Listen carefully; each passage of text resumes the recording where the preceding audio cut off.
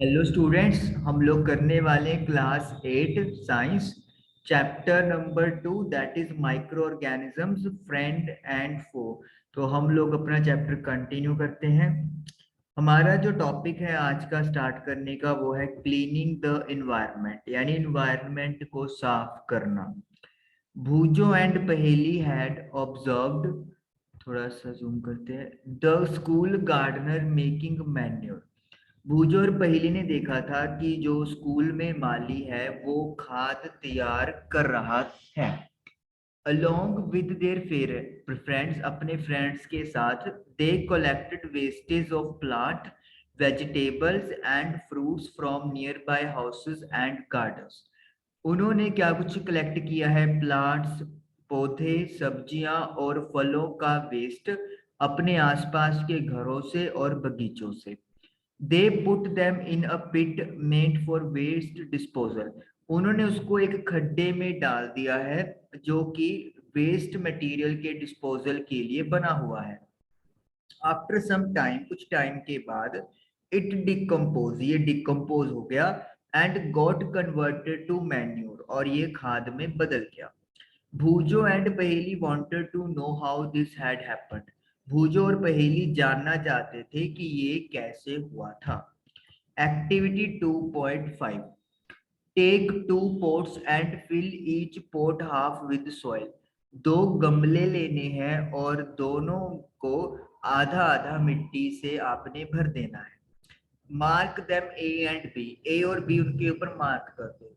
Put plant waste in plot pot A and things like polythene bags, empty glass bottles and broken plastic toys in pot B. Pot A में आपने plant का waste डालना है और pot B में polythene bag हो गए, खाली ग्लास की बोतल्स हो गई, या टूटी प्लास्टिक के टॉयज हो गए, वो आपने पुट करना है। पुट द पोट्स असाइड, और फिर आपने गमलों को मतलब एक तरफ रख देना है। Observe them after 3 to 4 weeks, 3 से 4 हफ्ते के बाद आपने देखना है। Do you find any difference in the contents of two pots? क्या आप लोग देखोगे कोई दो पोर्ट्स के कंटेंट में कोई डिफरेंस? इफ सो, अगर हाँ, व्हाट इज द डिफरेंस, क्या डिफरेंस है? You will find that plant waste in pot A has been decompose. आप देखोगे कि पोर्ट ए का जो वेस्ट था प्लांट वाला वो डिकम्पोज हो गया है। हाउ डिड दिस हैपन, ये कैसे हुआ? The plant waste had been converted into manure by the action of microbes. जो प्लांट वेस्ट है वो मैन्यूर में कन्वर्ट हो गया क्योंकि उनके ऊपर किसने एक्ट किया? माइक्रोब्स ने एक्ट किया। The nutrients released in the process can be used by the plants again. जो न्यूट्रिएंट्स प्रोसेस में रिलीज हुए वो प्लांट्स दोबारा यूज कर सकते हैं।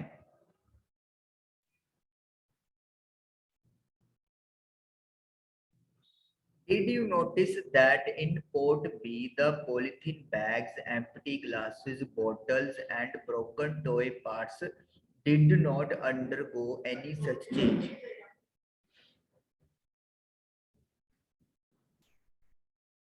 आपने नोटिस किया कि पोर्ट बी, जिसमें कि पॉलिथीन बैग था, खाली ग्लास थे, बॉटल्स थी और कुछ टूटे हुए खिलौने के पार्ट्स थे, उनमें कोई ऐसा चेंज नहीं आया। The microbes could not act on them, microbes उनके ऊपर एक्ट नहीं कर पाए, and convert them into manure, और उनको मैन्योर में कन्वर्ट नहीं कर पाए। You often see large amount of dead organic matter in the form of decaying plants and sometimes dead animals on the ground. आप अक्सर देखते हो कि बहुत ज्यादा लार्ज अमाउंट में डेड ऑर्गेनिक मैटर है, जो किस फॉर्म में होता है? जो प्लांट्स या फिर कुछ एनिमल जो डेड हो चुके होते हैं ग्राउंड के ऊपर, वो मतलब डिके कर रहे होते हैं।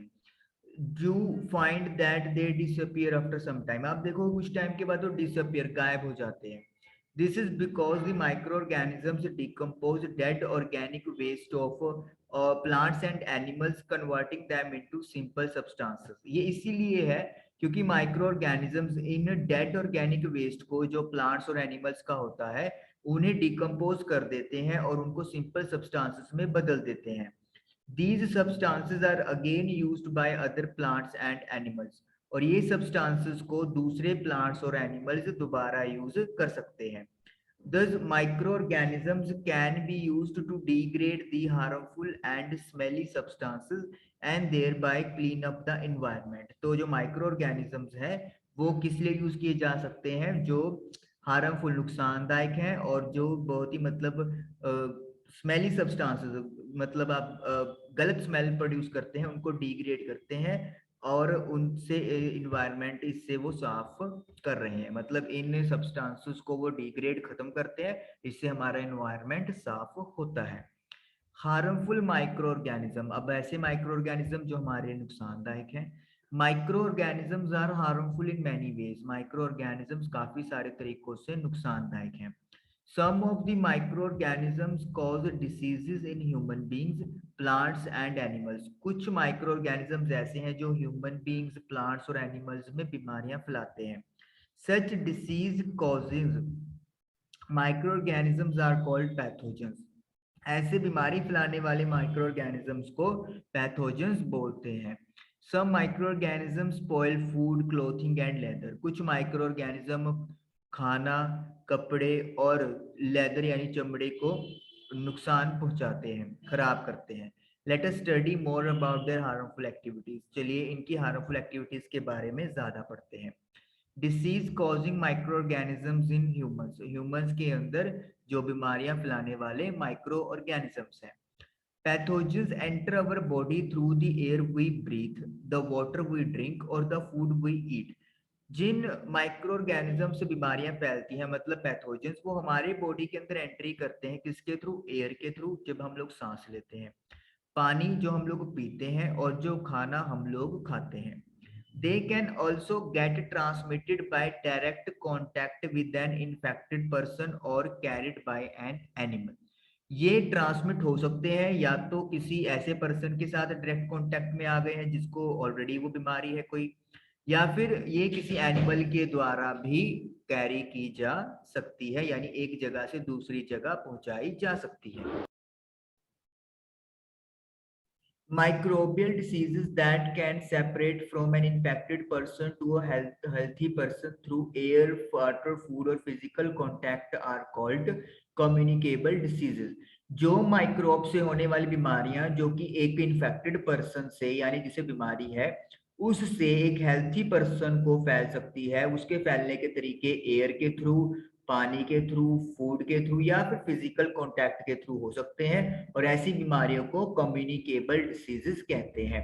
Examples of such diseases include cholera, common cold, chickenpox and tuberculosis. और ऐसे डिसीजेस की एग्जाम्पल आपको दी हुई है, कोलेरा है, कॉमन कोल्ड है, चिकन पॉक्स और ट्यूबरकुलोसिस हो सकते हैं। When a person suffering from common cold sneezes, अगर किसी बंदे को कॉमन कोल्ड यानी जुकाम है और वो छींक मारता है, स्नीज करता है, fine droplets of moisture carrying thousand of viruses are spread in the air. तो उसकी छींक मारने से जो ड्रॉपलेट्स निकलते हैं मॉइस्चर के, उसमें बहुत हजारों की संख्या में वायरस होते हैं और वो एयर में फैल जाते हैं। The virus may enter the body of a healthy person while breathing and cause infection. और जब वो कोई दूसरा बंदा जो हेल्थी है उस एयर में वो ब्रीथ करता है, तो वो वायरस एयर के थ्रू उसकी बॉडी में चले जाते हैं और इन्फेक्शन क्रिएट करते हैं। Then how do you prevent the spread of communicable diseases? आप communicable diseases का स्प्रेड कैसे रोकते हो? We should keep a handkerchief on the nose and mouth while sneezing. हमें जब भी स्नीज कर रहे होते हैं एक रुमाल अपनी नोज और माउथ के ऊपर रखना चाहिए। It is better to keep a distance from infected persons, और जिन पर्संस को थोड़ी प्रॉब्लम है उनसे हमें थोड़ी दूरी बना के रखनी चाहिए। There are some insects and animals which act as carriers of disease causing microbes. कुछ इंसेक्ट्स और एनिमल्स हैं जो कि बीमारी फैलाने वाले माइक्रोब्स को कैरी करते हैं, उनके लिए कैरियर का काम है। House fly is one such carrier, जो मक्खी होती है वो एक ऐसा कैरियर है। The flies sit on the garbage, ये जो मक्खी है वो गार्बेज यानी कूड़े करकट पे बैठती है।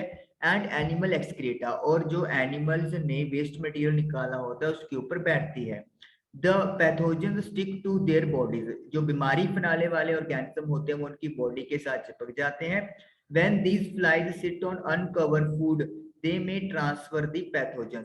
और जब ये मक्खियां ऐसे फूड के ऊपर बैठ जाती हैं जो कवर नहीं किया होता, इससे वो क्या हो सकता है कि वो पैथोजन्स को, यानी कि जिन ऑर्गेनिजम्स की वजह से बीमारी फैलनी है, उन माइक्रो ऑर्गेनिजम्स को ट्रांसफर कर सकती हैं। Whosoever eats the contaminated food is likely to get sick। तो ऐसा जो प्रदूषित खाना होता है, वो खाने से जो भी खाएगा बहुत चांसेस है कि वो बीमार हो जाएगा। So it is advisable to always keep food cover. तो इसलिए हमेशा सजेशन किया जाता है कि खाने को हमेशा ढक के रखें। Avoid consuming uncovered items of food. और ऐसी आइटम्स को खाने से बचे जो कि कवर नहीं की होती।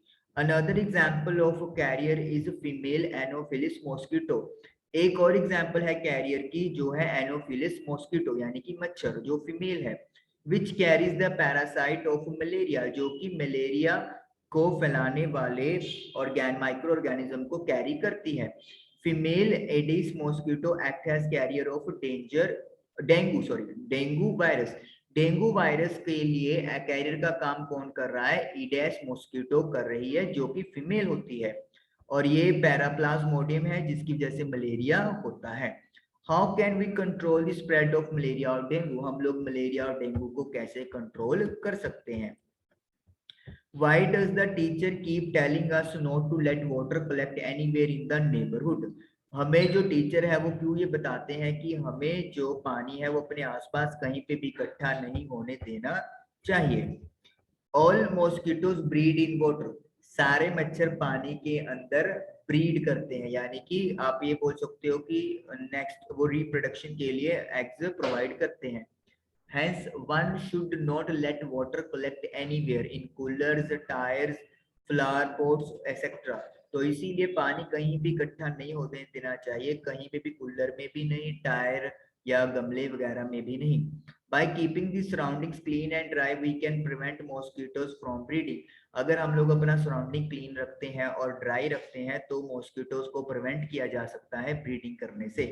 Try to make a list of measures which help to avoid the spread of malaria। तो एक लिस्ट बनाए ऐसे तरीकों की जिससे कि मलेरिया को स्प्रेड होने से बचाया जा सकता है। ओके, तो ये हमारे पास एक ह्यूमन डिसीजेस की लिस्ट है जो माइक्रो ऑर्गेनिजम्स के द्वारा आ गई है। ट्यूबरकुलोसिस बैक्टीरिया और एयर के थ्रू ट्रांसपोर्ट होती है। मीजल्स वायरस के थ्रू है, एयर के थ्रू ट्रांसफर होती है। चिकन पॉक्स भी वायरस है, पोलियो भी वायरस है, और ये एयर या कॉन्टैक्ट की वजह से या फिर एयर और वाटर की वजह से हो सकता है। प्रिवेंटिव किस तरीके से बचाया जा सकता है? Keep the patient in complete isolation. Patient को बिल्कुल अलग कर दे। Keep the personal belongings of the patient away from other those of the others. और उसकी जो भी चीजें हैं पर्सनल जो वो यूज कर रहा है पेशेंट, उसको दूसरों के साथ बिल्कुल अलग हो जाना चाहिए। Vaccination to be given at suitable age, और एक प्रॉपर एज पे वैक्सीनेशन देना चाहिए। कोलेरा बैक्टीरिया वाटर और फूड के थ्रू ट्रांसफर होता है। टाइफाइड बैक्टीरिया के थ्रू होता है, और ये वाटर इसके द्वारा, मतलब वाटर मोड ऑफ ट्रांसमिशन है। प्रिवेंटिव मेजरमेंट क्या है कि पर्सनल हाइजीन रखें, अच्छी सैनिटरी हैबिट्स होनी चाहिए, प्रॉपर कुक किया हुआ फूड खाना चाहिए, पानी उबला हुआ पीना चाहिए आपको, और वैक्सीनेशन होनी चाहिए। देन हेपेटाइटिस का है, वायरस के द्वारा फैलता है, पानी मोड ऑफ ट्रांसमिशन है।